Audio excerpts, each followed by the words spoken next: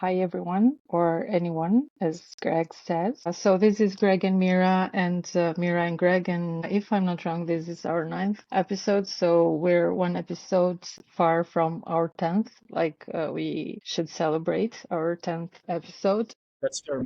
Yes, I'm very well prepared today. We're going to talk today about something that we have already touched when we talked about Ukraine and the mandatory conscription in Ukraine only for men. And today we'll focus not on a specific country only, but we saw this news about Denmark that has decided to follow the example of Sweden and Norway and to introduce the mandatory conscription for men and women. And I'm really happy that we're going to talk about this topic because it's something that I like, because I like gender studies and this is my forte. But more importantly, this is something that Greg likes to talk about, and military is his forte, but he has started also to like talking about feminism and military. So Is wild speculation on your part. I'm not sure if I like It's part yeah, people. of my idealism, so let me just dream a little bit there. Let's discuss your So, dreams. I've yeah, been looking forward to that part. no, yeah, maybe, and we can invite my psychoanalyst also on our podcast. So, I don't know if you wanna elaborate a little bit more on this, Greg, before starting uh, Oh, I don't the. know how I would, elaborate. We talked about this topic. I looked into it. It seems super interesting. There's a lot of, data out there about which countries have started their new the process of you know, all gendering their military. Oh, I like that term. I'm going to keep that one. All gendering. So I don't know where to start. It's an interesting phenomena that you see that Denmark and Norway and Sweden and Lithuania, Latvia, Ukraine. What was it? What's that little island? Malta. I mean, all of these, some of these countries, European Union or components have all started to make a mad rush of all gendering their militaries. And it seems like the biggest response now is the Ukraine Russia conflict, right? So, I mean, somebody's getting prepared for something. That's how I'll start it. Yeah, and I think that that was something that really upsets me. Apart from Sweden and Norway, that are two countries, and also the Netherlands. But the Netherlands, I was reading, was a very, very specific country. So Sweden and Norway, and I think Norway is the first NATO country that has included mandatory conscription for men and women. And they have started it for the sake of gender equality. So which is something that I really like, in the sense that you are doing this because you believe that all citizens, independently of their gender, they have the right to participate in the military. Now, the problem is what you said, so that we have so many countries now in the European Union that are starting to talk about having women in the military because they just want to increase their military forces. Or, as I saw in one article that we shared, and it was so ironic because the expression was, we want to man up our military. Like, okay, to man up with women? So, isn't it a little bit weird? But anyway,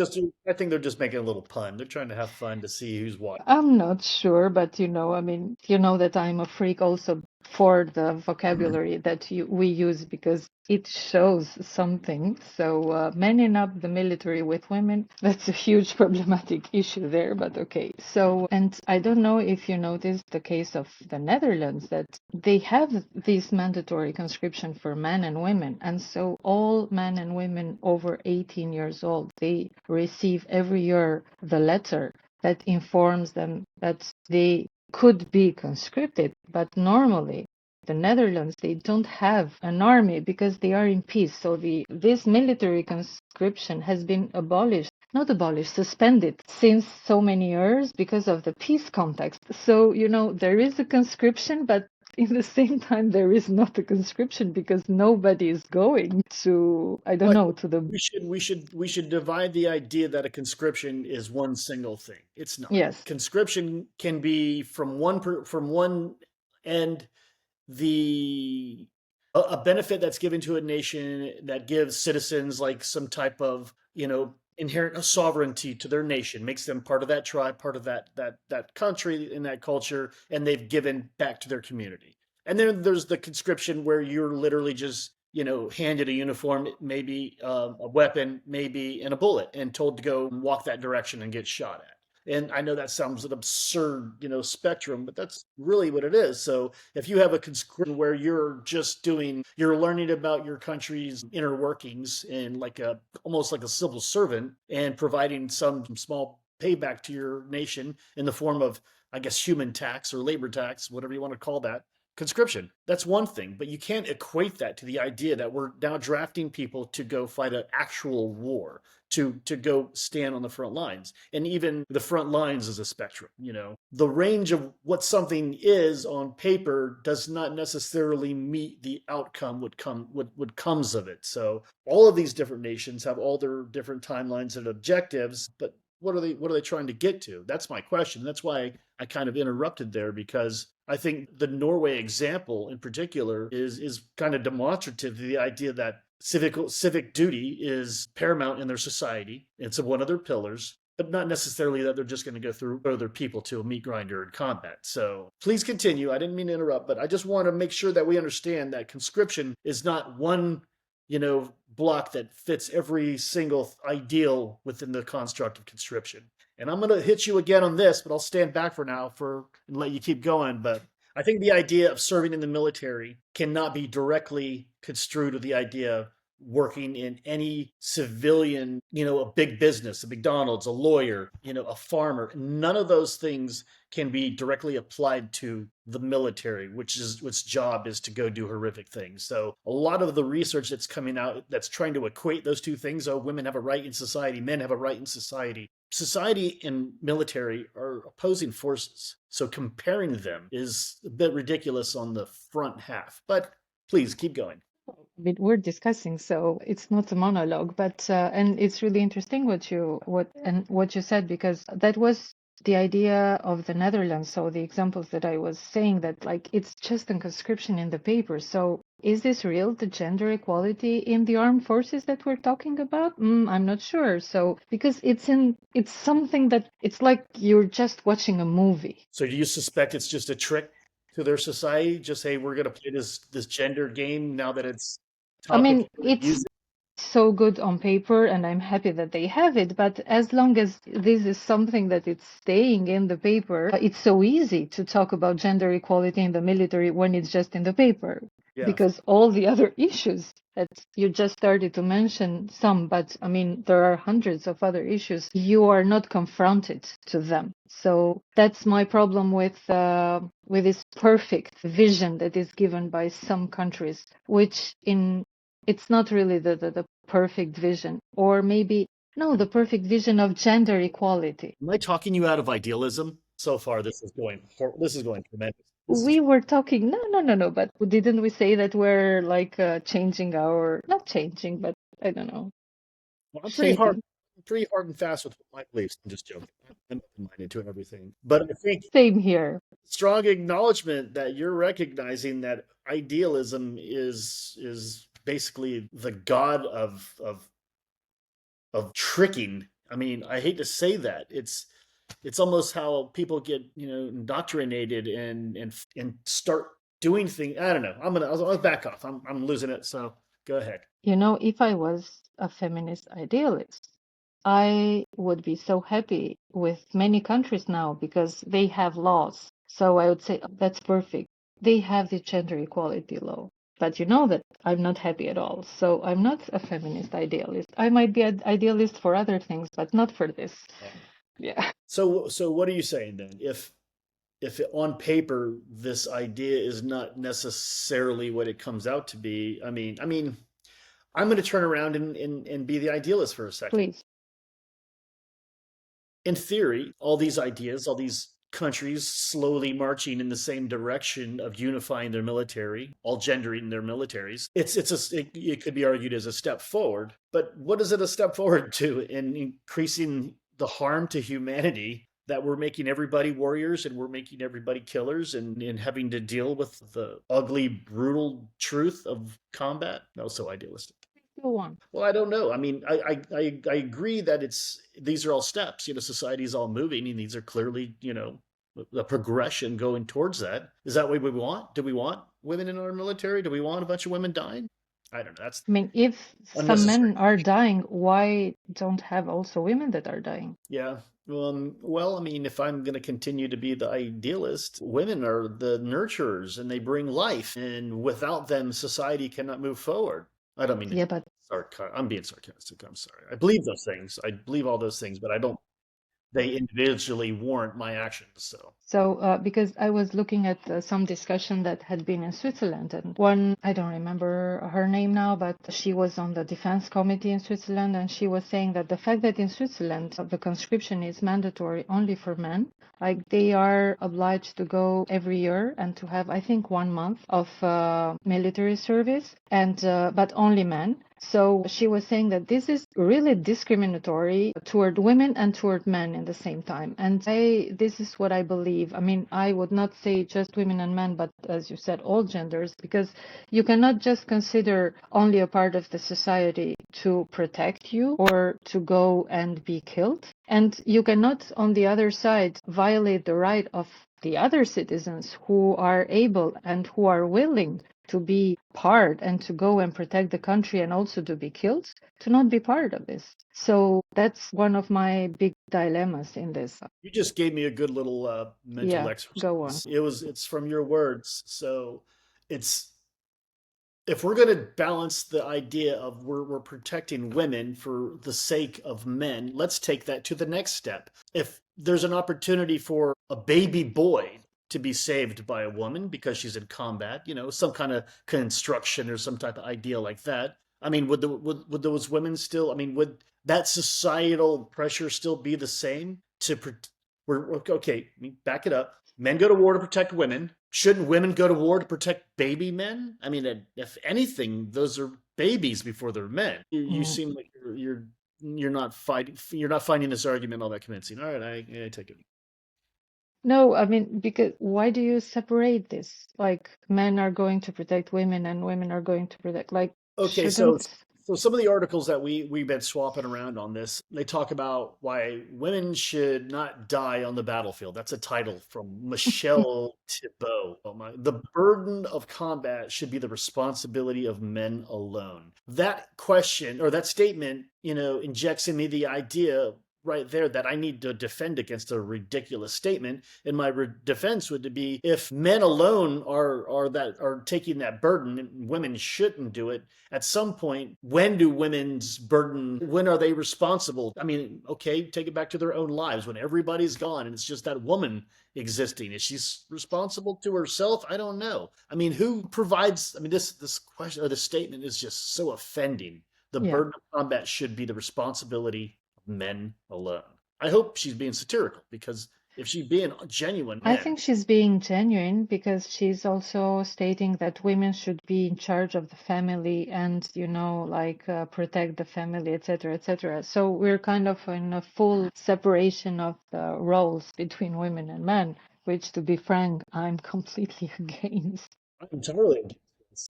So, saying for many years now that why women should cook and should be the only one to cook and to clean the house and to take care of the babies because men can do it. So, the same, I could say, why aren't women in the combat roles there being like fighting and being killed? And I know that there is this huge discussion between feminists in the sense, do we want women in the military? Because aren't we, and when I say we in the sense of the feminist activists and scholars, so aren't we, how do you say, advocating for, by putting women in the military, we're kind of preserving this very masculine like structure. Masculine or not, this structure is there.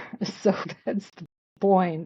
Let me be clear. You're saying that, and correct me if I'm wrong, you're saying that because men are at that point putting the women into that position. So thereby maintaining their superiority. No, no, because the military is being considered as a very masculine dominated domain. So because there are no women there, because the most important thing it's your physical strength, etc., etc., and all of this is considered as being very masculine. And I still believe that this is a kind of a construction of masculinity. So I agree. feminists, because they are mostly against war, which I'm also sure that most of the men are against war, they say that we should completely like erase or fight for the abolition, if I could say, of the wars and for the military, etc., etc.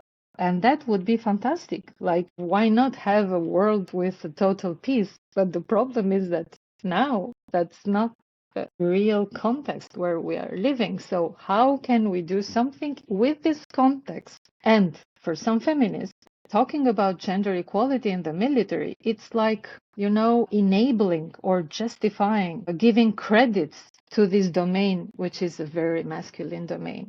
You know, uh, And you're saying they're wrong. for my feminist perspective, yes, Yeah. they are No, very wrong. I think I like the idea of using constructivism around gendering the military and calling it all men like, because that demonstrates to me what a fallacy that whole construction is. That's like saying that all dogs that go to the dog park have a the dog park is a dog, personality. Yeah, those are the entities that fill that selection, that the criteria of that society. Yeah. If all the military is made of men, it's going to be like men. I can't help that thinking other than saying put a bunch of women in there and then it'll be like men and women. I mean, it doesn't seem like a more difficult way to put Isn't, that. yeah. No, it's something that is constructed by us, by societies.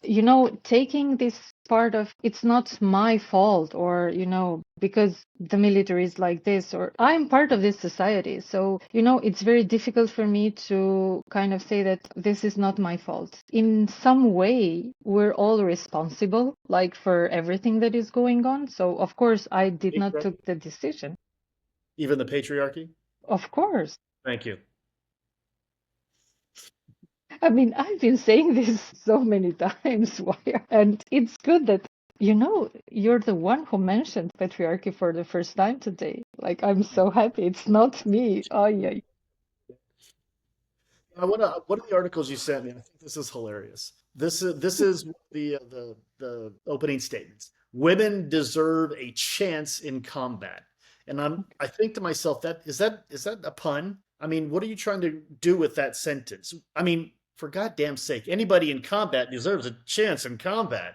But that's not what they mean. They're saying women deserve the chance to go fight. And then when you put those two ideas together, for me, it makes it ridiculous. So women deserve the chance to go have the chance in combat.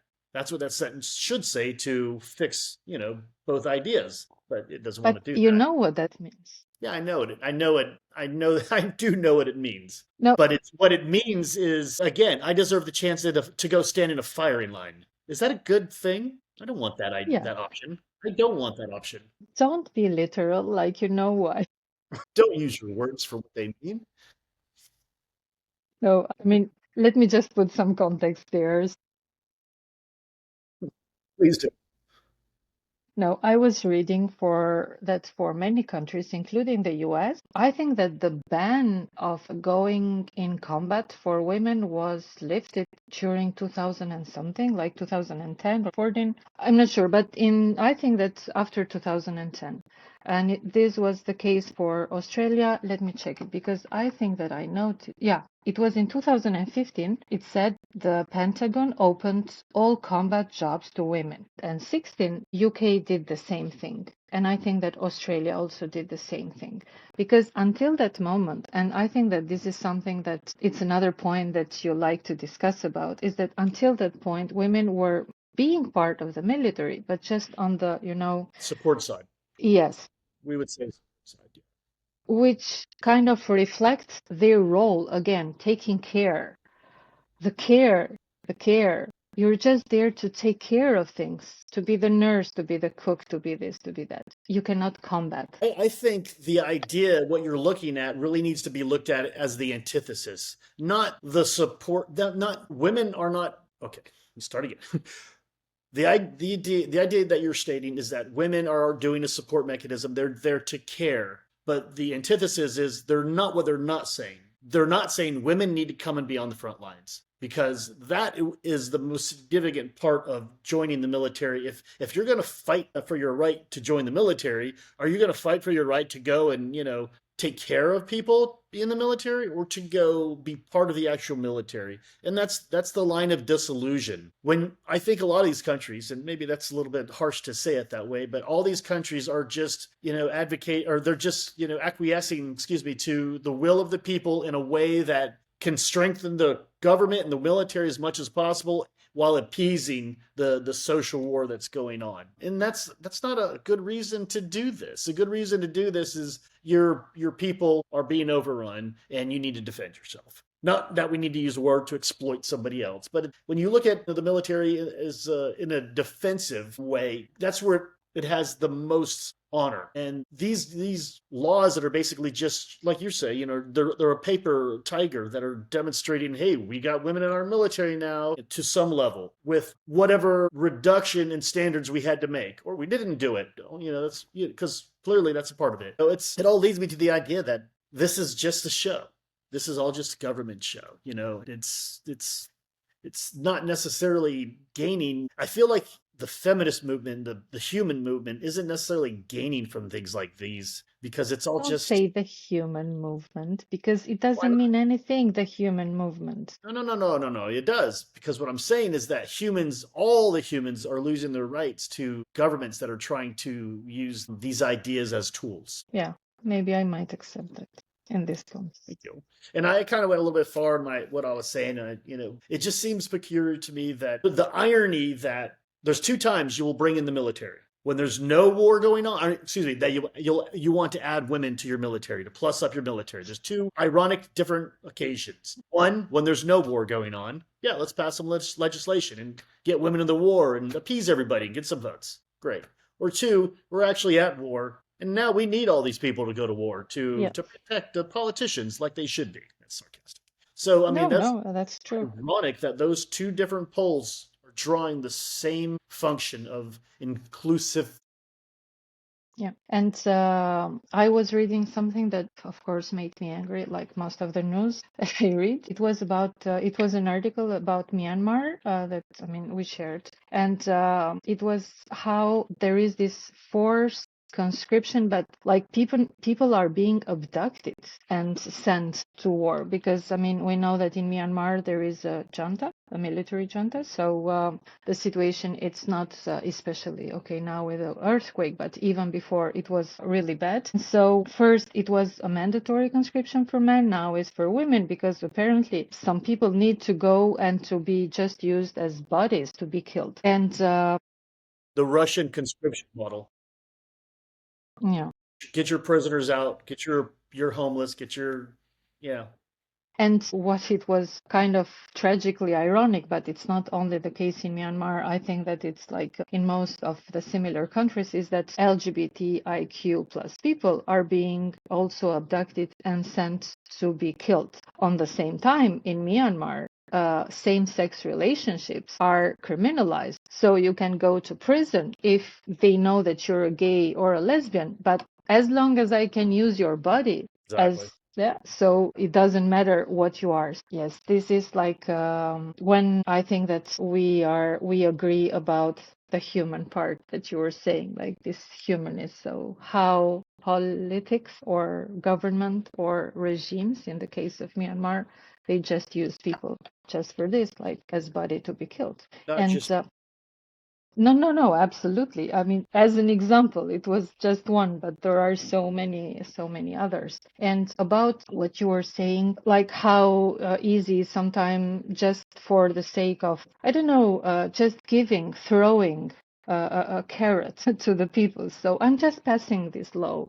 So you just calm down now. Yeah. Everything is fine. And it happens often. And it also happens in the case of, I mean, I'm sure that not in all of the countries is the same. So I want to believe, and I believe that in some countries they really want to have gender equality, but also this idea that putting women just in the service part or in the care part, that It's really important. So I'm not like downgrading the importance of these services, but in our imaginary, it's not as important as going and combating. So I was just thinking that a woman that is working in an office, even if she's doing some fantastic job, she will never be considered as important as a Navy SEAL. No? Well, Yes? depends on how you're making your evaluation. I mean, if your evaluation is I think which in the one of you collective, is baby, that male Navy SEAL probably isn't going to be looked at too heavily. Well, I mean, some aspects, the actual baby. no, I mean, in the collective imaginary, if I think of the military, of course, I won't think about this. I mean, when I say I, it's like the average society. They won't think about this woman that is in the back and is doing something related to the care. They will think about you going there in the forefront. So that's why I think that women also want to be part of the combat in order to also be part of the importance, what is considered really important. I mean, that's fair, but is that really their personal thoughts, or is that just the propaganda that nationalism and society gives to everybody? And I'm going to cite the video at this point that I sent to you. So there's this, what is it, Swedish Living? It's a YouTube site.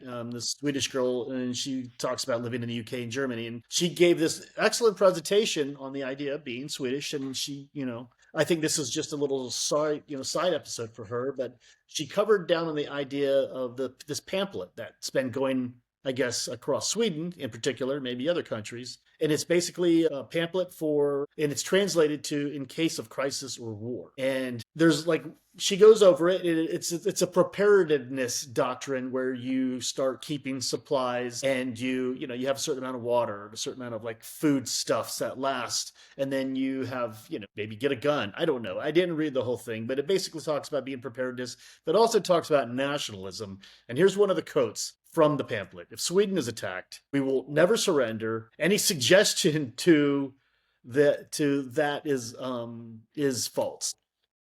There's propaganda built into this pamphlet during this video. It's a pretty long video. It's like 18 minutes. It's long for me, ADHD, whatever. She goes through this video and she's talking about nationalism, and she's talking about how it's her responsibility to adhere to all these things in this pamphlet. And she's talking about the pride that she has in the Swedish culture and how they never surrender, which is propaganda. I bet you those politicians that wrote that will surrender quick, fast, and in a hurry. They will leave the country most probably. So hold on, don't give away my story here. So in this video, she talks about all this fervent passion she has for Swedes and how they do the right thing, and then literally in her conclusion, she's like, "Well, and if it goes bad and there's a war in the country, I can just leave. I'll just leave. I've got friends and family in other countries." And that's an obvious problem for me if you're going to preach nationalism and in the end say, "Hey, I'm just going to run away." And then you read all these articles that you've sent me. God, so many articles. And there's a commonality built reading between the lines of all of these things. I've seen this in other places as well when when scholastic type people, for lack of a better word, start talking about war. There's always the proposition of, "It ain't me, it's you. I will evaluate your war. I'll tell you everything you did right and wrong, and I'll tell you what led to it and caused it and who participated in it. But it ain't me." Just like the Swedish Living video, a young lady who wanted to talk about her massive nationalism, and she was going to be there in support and store her water for herself, whatever. But she doesn't need all these things she's storing because she's going to get the heck out of here. It's all of these arguments end with that concept that if there's war and it affects women or transgender, it's going to be them, not me. And I'm so over that concept. If people who talk about these things can't even try to strive to put themselves in a position where they might be that unlucky person selected to go forward, it's rings so hollow. And if that's the way life is, that it's just always going to be somebody else, I mean, it's great. It's a good positive way to go forward. Hey, it's not going to be me, but maybe talk about something else. I don't know.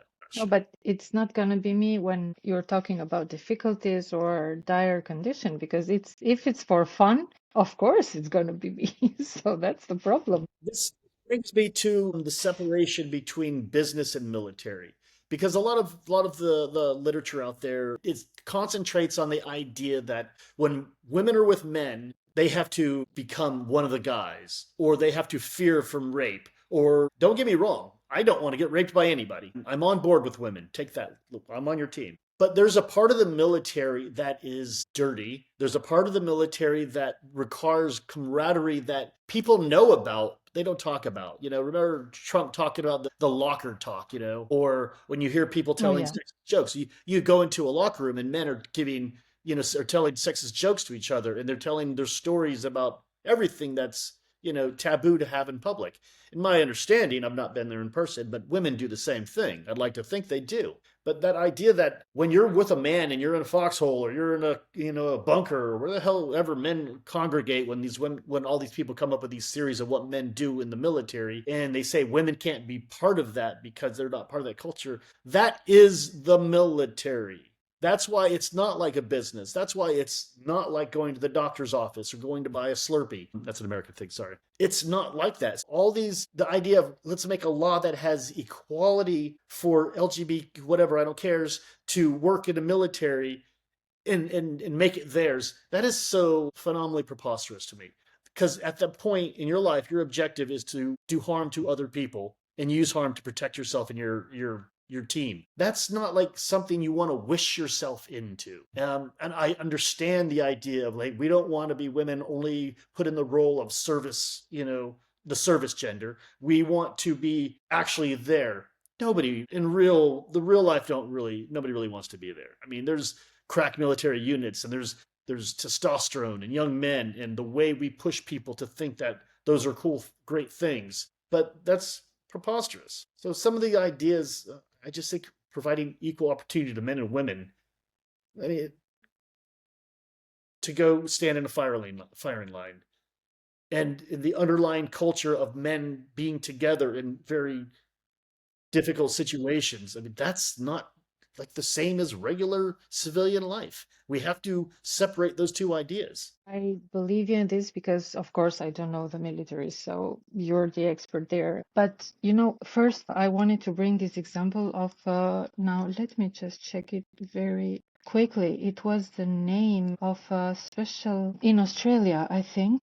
Australian. It was, what was the name? It was a kind of a unit, a specific unit that it was, the 31 platoon, if I'm not wrong. Yeah, but that doesn't mean it. I mean, it's special because it was all women. Yeah, but the name doesn't really give you much relevance other No, just to say that it was just a specific platoon, that there were these women that could participate in combat, and so they were doing the same kind of training, etc., as men, and they were also listing, saying how they were listing all the difficulties that they are encountered. But sometimes it's also a challenge. So, I No, mean, that's a good if article. I yeah, it was really interesting, and also to see it, and it was quite frank, and it also showed about the solidarity that you create when you're part of this group and you're facing so many difficulties together. So they're still together, and they were saying that everywhere in Australia, if one of us goes, we know that we will have a bed to sleep because they had all these very close ties. So I mean, as I said, I don't know if I would I mean, okay, physically, I was not really the perfect person to be part of a military and also to combat because you know that I'm very small. But anyway, I don't know if I would. It depends. It depends also on how we are kind of educated or on the moment, or if there is this kind of patriotic culture, so you want to be part of the military, etc., etc. So I don't know what I would have done, but maybe some women they want to be in the fire line. Maybe it's a challenge challenge. Maybe they love to protect their country or to be professional, I don't know, military people. So the reasons might be different, or there are no women. But I believe that they should have the right. That's my. I'm not very much for the mandatory conscription. I mean, when we were discussing about Ukraine, I mean, I'm repeating this, that I'm not for this because, first of all, you have to feel uh, that you want to protect your country. And if suddenly we are talking about patriotism, etc., just because we are afraid of Russia, but until now we were not really talking about this, this is another huge problem that I have with some countries here in Europe that are talking about the conscription of women, just because now they are afraid that they don't have so many bodies there in their military, independently what type of bodies they are. And I think that I told you this example that it's kind of the same with former communist countries, that they were so much talking and promoting women's emancipation and gender equality during the communist regimes. And the main thing was that with the communist regimes, now women could go outside their house and have a paid job, which is fantastic. But it's fantastic when also you have some other freedom, not just to go and have a paid job and then come back to home and do everything related to the house, because within the house you're still just the wife and you're not equal as you're out of the house, because that was the trick with the communist countries. They promoted this equality, but they didn't interfere within the household sphere because they didn't want to make enemies so much. So they said, okay, we're going to make men enemies by talking about gender equality, but not really smash the patriarchal system. And they wanted women in the workforce because they needed a workforce to construct the countries. You know what? I think that that whole concept in my mind is a little bit of how I see the LGBT whatevers as victims in Don't this. say whatever LGBTIQ plus, I say, or you just say LGBT. Why are you LGBT. saying whatever? Yeah, I'm sorry. The LGBT, because it's just getting too much. You know, pick two or three letters and call it a day. You just can't have the whole alphabet. But anyway, the LGBTQ community, I think they're victims in this case because, like you say, I think this is just a propaganda to where, in some cases, don't get me wrong. I mean, they as soon as they've tried to assert their rights, they've been almost it's like targeted. It's like I see an evil specter, just like, oh yes, I didn't see you at first. Let me take some of your goods. You know, I think they're like kind of victims in this in a different way than what you kind of talked about, but I don't really know how the communist part got really into this. I know that's a lot of your background. You're communist. Regarding same-sex relationship, it was Oh, criminalized. that was the okay, gotcha. Oh, no, no, no, no, no, no, no. It was completely like when we talked about gender, it was just women and men, and it was the new socialist family. I mean, it was really a traditional. I mean, I'm talking mostly about Albania, so I cannot generalize, but it was really similar. So, with some differences. So, you could not have a relationship without getting married, because this was going against the principles of the new socialist families. It's communists. They know what's up. I like this article about the Australian woman, the platoon 31. Is that what it's called? Yes, something. And I have to acknowledge that this woman, I love the fact that she was proud of how she accomplished her goal. She's there was like 33 women had completed the this I guess recruit training would be the equivalent of what it is. And I like the fact that she has camaraderie, but I have to acknowledge that there's a piece where she talks about how her body is basically Yes, ravaged broken. from Yeah. her. And let's face it, she didn't have a career in the military. She did a short stint in the military. And you know, that's those are what are the unfortunate differences between men and women when it comes to, you know, physical labor, and we'll equate that to military service for this argument that it seems, I'm no doctor, nobody yell at me, women's bodies are not as equipped for abusive excessiveness, excessive wear. And that's a difficulty for women. And it's a difficulty for this argument to get women into the military because I think, I advocate it just because it gives me better odds if I have to go to war. I think the idea of an all woman military would be great just because the idea of that when people see this happen, war would end sooner because nobody would let that happen, which is ridiculous. But which if it is worked, really scary. I would Again, accept it. I'm a no, pragmatist when it comes. it's really scary because it means that a man body is like more expendable than a Oh, yeah. woman's We body. know that So already. Where you been? no, I don't want to know that. I don't want to know it. No, I Depend on don't want to accept that. I mean, if this is the society that I'm living, I'm so strongly against it. Like, just let me express my strong opinion.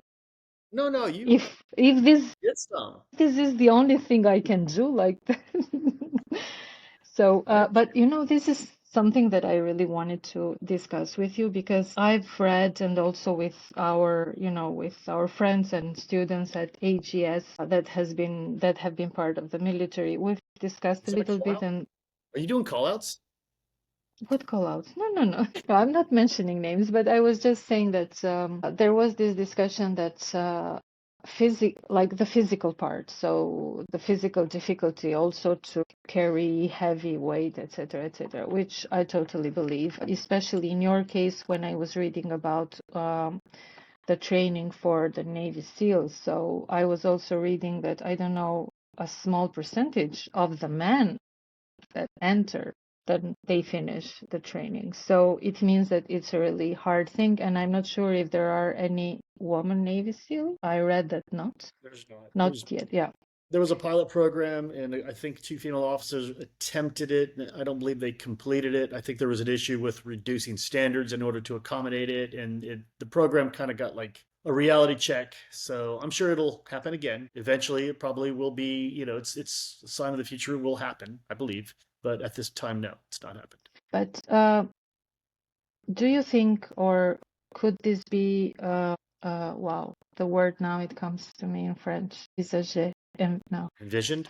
yeah, uh, like to create special force units with proportionate training, like dureness, or I don't know. So not to carry 100 kilograms on your shoulder, but just to carry 50 or something like this. That's the idea of reducing the standards. If the standard is to carry the 75 pounds or kilos, whatever you want to talk about, if you reduce it for women, you're reducing the standards. That is the major argument that happens when you talk about situations like this. And this is kind of like I use the NFL analogy a lot. The NFL will take women all day long because in the end it's all about making money and it's a huge economic $1 billion industry. Are there any women in the NFL right now? There's not. No offense. It's No, because they have the utmost standards in order to get into that arena. It's nearly impossible for, 90%, 99% of men, we'll say. And so far, it's been impossible for women. So I'm sure the NFL would take, if there was a woman that could outrun any man, out tackle and out throw and out catch any man in any particular portion of the game and win games, that's what it's all about, the W's. They would be brought into the fold with no problem. It's the standard that you're talking about. yeah, but the standard is set for men. So that's, Uh, yeah, and just a few of them arrive there. So can we set some standards for all women? of course, we do that all the time, but that's the problem. When it comes to getting the W, do we set standards? Do we I don't better know yet what is the, to win when we go for the NFL model? Which seems to be more relevant than people dying in actuality for some reason. But I when don't we know NFL at all. Oh no, So the anyway, National Football League in America yeah, is the it's most the only popular thing that I know. sport, and winning games in the NFL equals millions. So far, there's not been any female to enter the sport and participate in order to win those millions. And you're saying, can we lower the standards? No, we cannot No, lower the standards. Is my answer. now let me bring another example with the football, but not the American football, but the other or part of the world football. I'm sports bilingual. I understand.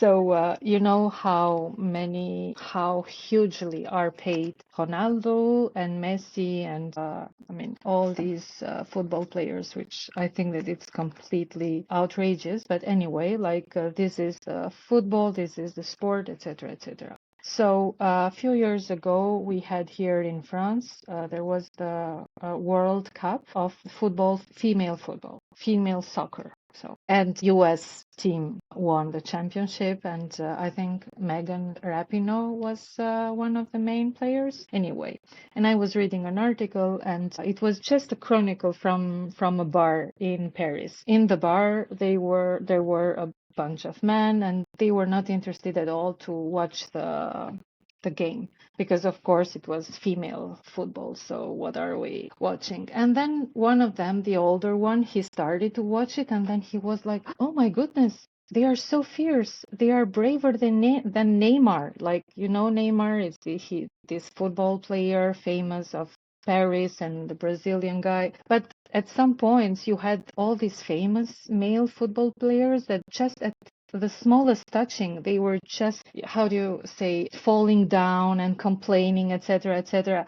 Yeah. And so the guy in the bar, he was watching these women fighting and running and shooting and scoring. And so he said, but this is even like more beautiful than the male football because it has so much spirit, etc. But he said, why it's not so famous? So that's the point. They have some other standards, which are really pretty high standards for the physique of women because you love biology. So they play a very, very good football, very interesting football with so much spirit. Maybe because they are not paid so well. So I don't know. I mean, I'm not judging. Maybe a little false dichotomy there. I'm being very like mean because I don't like the male football, so I don't want the female one to be like them. So I hope that they will keep the spirit. So, and it's a fantastic game to be watched, but they are not paid as much and they are not sponsored as much because we live in patriarchal societies. But military, it's not the same. So please don't compare military to Well, NFL. no, I don't compare. That's the thesis of my argument so far. Is the military is not anything civilian related, and if the thesis of your little story there was that if women weren't in the position where they could just do the little touch and fall and get a No, yellow card like they do in the men's they football, just don't want to do this. no, they do it too. No, Give me no, they just don't do this. They give are me just fighters there. gosh. So I'm not saying that all the it's male and they're are. No, no, no. I'm not saying that all the male football players, like my favorite of all times, it's an Italian football player. He's not playing anymore, and he was great and never, never kind of faked anything. So he was really a fierce player. So, but he could have I'm been a just, no, he is a man. I'm saying that all you can enjoy the female football as much as the male football. So the standards can be there. Now, the question that I have for the military is, can you envision some special units with the physical standards for women, like the highest standards, but for women? Could they also be effective I'm going to answer for your the question. military? I'm going to answer your question with an experiment that's been ran many times. That same professional women's team you were talking about, won they challenged a group of high school soccer players and got destroyed. It's been shown time and time again. You can get 15-year-old boys on a soccer team, or just random boys out there, I guess. I don't know, maybe a 15-year-old high school team, and put it against a professional women's team and beat them. And not just a little bit, and not just sometimes, but ravage them. There have been recorded games of in like 60-0 of these 14-year-old kids, 15-year-old kids destroying professional women's soccer players. So if we want to use that theory and apply it to military, sure, we can create a woman only unit or a woman's unit that has reduced standards and then put them forward into an armed conflict. And I'll bet you the results are going to come out in a similar manner. And that's just an unfortunate truth of the differences between men and women. Why do you say reduced standards? That's what you're talking about. No, I'm saying the Ladies, highest standards for women. then we go back to the NFL No, analogy. no, no, no, no. Don't bring me NFL, just for the military. Like, aren't there new ways of combating, or I don't know, I mean, I'm not an expert in the military. I've just watched movies, so like, please forgive me my ignorance, but like, can't you train women and they could be effective in some other ways? Because the standards, it's us who put them there. What are the other ways? I don't know. I don't That's know. almost an offshoot of the not me theory. It's not me, I'm not involved, it's them. Because once No, you no, no, say, no, no, not them. I mean, could this be possible? I'm just throwing, I mean, I'm sure that hundreds of okay, thousands of people have thrown this idea. It's not me, but let me, I'm let me just answer thinking let now. me answer by saying this. In the military, in combat situations, you always have the idea that the enemy has a vote. The enemy gets to have, they get a say in how this conflict is resolved. So when you try to I create don't an think so. artificial structure like, can't we just put women in a part of the war where they'll be effective? What part of war is that? And better yet, war is a constantly shifting situation. It's a tactics game where you eventually you learn a better tactic and you are successful, or you don't and you are not successful. It's almost but just saying that we're going to create this theoretical, hey, can we create this group of women and they're going to fill this role in the military? Well, wait a minute. What if the only last role is one role, going onto the firing line and getting in? Yeah.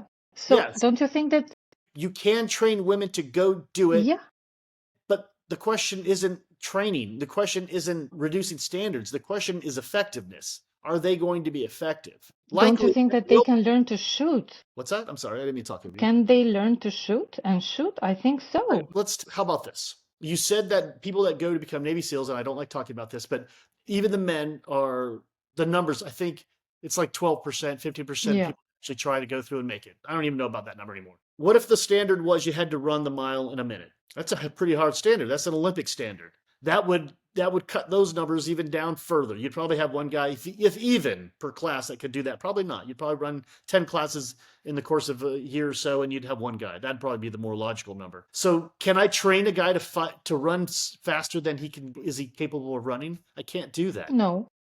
There's guys who are phenoms that are going to be able to do that, and that's just one aspect of combat, but it's a pretty legitimate one. Even with the best training, the best resources, I can't make all my forces run a 4 minute mile. I can't do it. It's impossible unless I make my standards super, super, super, super high and basically rule out almost all humans, which is what the Olympics does. So that answers your question. No, you cannot create an all-woman force, give them a specific role, because we already found out that role will be turned into the last role, whatever the last role turns out to be in that fight. And can we give them specific training or capabilities beyond what's inherent to themselves? No, we can't do that. We can't. I'm very happy that you talked about this because I mean I can see how passionate you are about that. Well, I mean, it seems logical to me, and maybe I've just thought about these things, and now I have to use emotion to get my point out. Maybe because I don't think good when I don't have emotion. I don't No, know. I mean, I took the example of the Navy SEALs, and maybe that was my bad. But I think that for other roles in the military, like participating in, I don't know, in the Service. army or Yeah, and fighting or again, there's always other service jobs that serve the war. not service, combat. Like they can combat. I mean, can they have the right to? Yes, they can have the right. We talked Yes, about the irony of no war, they'll have the right. With war, they will have the right. That's not really in question. But the question is, when will the legislation come out? When will it be socially acceptable? Blah blah blah. But the bottom line is, as much as the war is horrible and you shouldn't send anybody to do it, if you're going to have to do it, you might as well send the people who are going to be the most effective at doing it. And do others have a right to go join that? Sure, they do. They'll get their opportunity if enough horror happens. They'll get their opportunity. but But just push them into it. That bumps into the argument where I said the military is not like other businesses and other social organizations. So you cannot apply rules to social organizations and say, "Can we just do it to the military?" That's that's bad thinking. I'm sorry. so the military, no, I mean, the military just stay mostly a male domain, and so mostly men will be killed. That's what bothers me. Yeah, me too. Especially I'm a man. Of course that bothers me. So we should find a way to change it, Stop war. of course. Do you So, know that sorry, that was a answer. Jesus, am I going to fail this test? when I say of course, I don't say it in the English sense. I say it in my Albanian mixed with French sense that seems, yes, I agree with you. So don't take it so badly, please. Just kind of for the finalization of this, I just want to bring another point that you know that there is this UN Security Council resolution 1325 that talks about women, peace, and security, and so which was also the strongest part of the women, peace, and security agenda that now NATO and European Union and UN they have included in their work. And this resolution passed in 2000. It states that we should increase the number of women in the military. But this number started, or we're talking about effective increase of this number or equal conscription, etc., only now. And this is like I'm going to the beginning of the episode. So this is really what bothers me. So is this something that these countries are really meaning for the sake of gender equality or just for the sake of the, how is the expression, Hannibal ante portas? So yeah, I think that this is this Latin expression or something about a war in, I'm not sure if it was during the Roman Empire, and it was like Hannibal is like at the doors of the city, so we should be prepared to fight. Uh, Oh, yeah, for the Russian contingent. yeah, Well, I think it's that, you know, what are the numbers they're trying to get 30,000 people from all these collective countries to add to the UN's warfighting power. And it, you know, those are big numbers. I was actually looking at the numbers of of all militaries, and there's some crazy numbers out there. Some of these countries have like almost no military. So it's funny that Denmark, you know, let's go back to the Denmark piece. They want to incorporate, you know, numbers, you know, so they can be, you know, they can fulfill their EU responsibilities and their NATO responsibilities, like good little countries. But Denmark has 5.8 million people. I mean, I'm in Florida. I'm near Orlando. I bet I could look up Orlando. It probably has 5 million people. I have no idea. But I mean, that is a very small nation with a very small population. And I guess bringing women in is going to double their numbers in theory, as long as there's not some other LGBTQ math which involved, is a very percentage of the population. which is a ridiculously small percentage. So just bringing women in isn't going to get the numbers that they want to get. And it's probably going to be a likely requirement to get someplace near the numbers they're comfortable with the idea that war has not gone away in 2025. War is not the thing that we think about in the past. Hey, you know what? I'm at the point where I'm going to be a realist about war. War will continue on for hundreds of years in the United States until there's something horrific that happens, or men and women evolve to be something other than what they are now. So war is going to be here. I guess these countries are doing the right thing. You know, they're preparing for war. They're tricking women to thinking that they're volunteering for this great sacrifice, which I call it what you will. It's just a requirement for the life we live with right now. I don't know. I Yeah. did want to talk about population a little bit because for that particular reason, it's something that Europe is going to have to contend with if they're going to want to maintain a position where they have the lion's share of NATO. They're enticing the United States to maintain its position there, and they're trying to ward off the idea of a very aggressive and very lethal threat in Russia. So, you know, it's something they're going to have to contend with now and for a long time to come. So, bring on the women. I don't know what to say. Or maybe try to find a way to start the peace dialogue with Russia. So maybe that would be even easier if they put some substantial efforts there.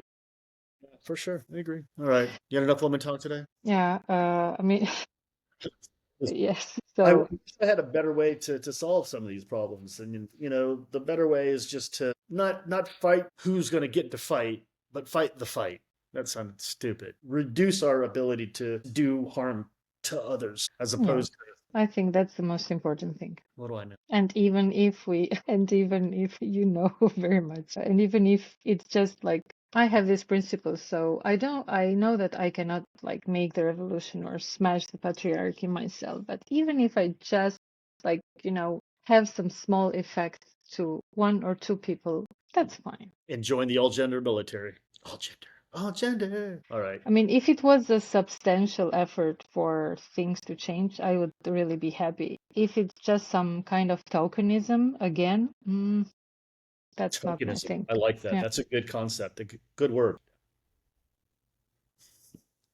All right. Well, cool. Anything else? I mean, I can go forever on everything. We're at our period or our timeline, so we should probably cut off here. Yes, and we have other episodes, so Yeah. Are we really at episode 10? I didn't, I thought we were like, no, it's the next one. oh, okay. Wow. 10 times So to be go. bored. 10 times to be bored by Mira and Greg. Awesome. Hey, it's great talking to you. Good topic. Let's find another one. Beat it down. Yeah. Thank you. Thank you. It was really interesting, at least for me. Oh, yeah, me I too. hope for the others too. So Yes, yes. Those idealists. Talk to you later.